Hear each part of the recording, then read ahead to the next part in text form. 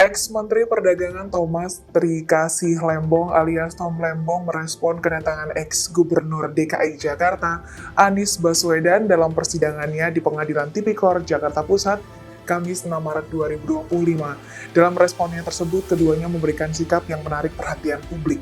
Dikutip dari Kompas.com, hari ini Tom Lembong dijadwalkan menjalani persidangan kasus dugaan korupsi impor gula periode 2015-2016. Sebelum sidang dimulai, terlihat Anies lebih dulu memasuki ruangan bersama istri Tom Lembong, Francisca Wiharja.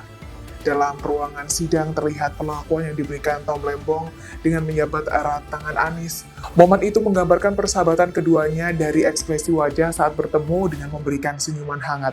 Selain itu, dalam momen tersebut tampak Tom memeluk istrinya Siska cukup lama. Diketahui Download Tribun X sekarang, menghadirkan lokal menjadi Indonesia.